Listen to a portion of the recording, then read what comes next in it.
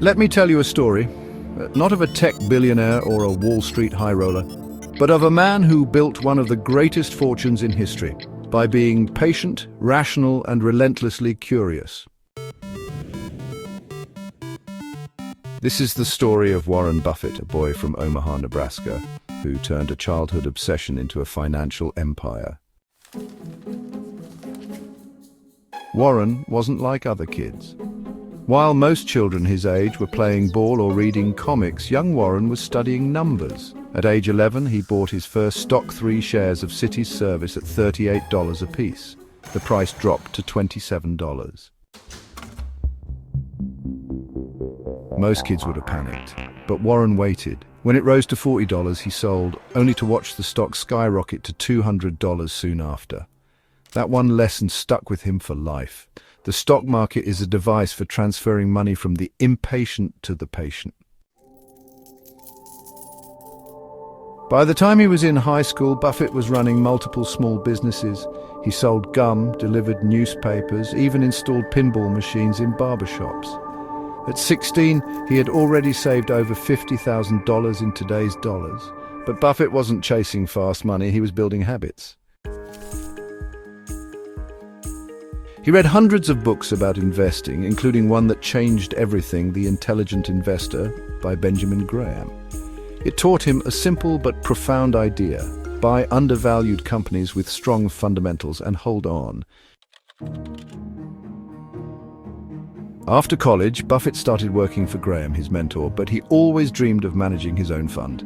At age 26, with just $100,000 pooled from family and friends, he launched his own investment partnership. He didn't promise sky-high returns, just rational decisions, value-based investing, and transparency. That little partnership eventually acquired a struggling textile company named Berkshire Hathaway.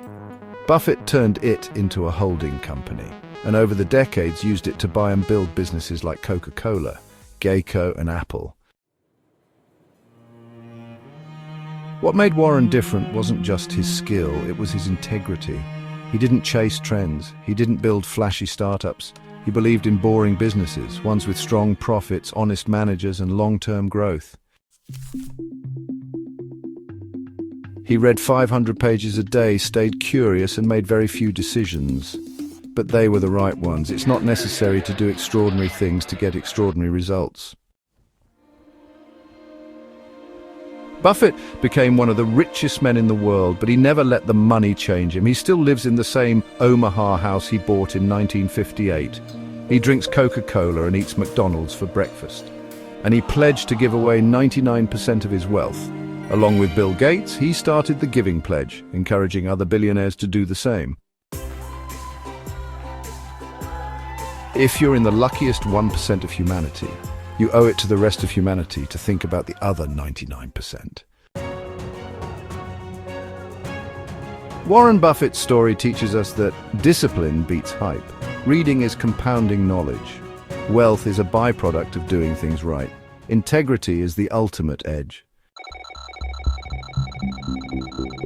In a world chasing shortcuts and overnight success, Buffett's journey is a reminder that long-term thinking, humility, and consistency can still lead to greatness. So the next time you're tempted to follow the crowd, ask yourself, what would Warren do?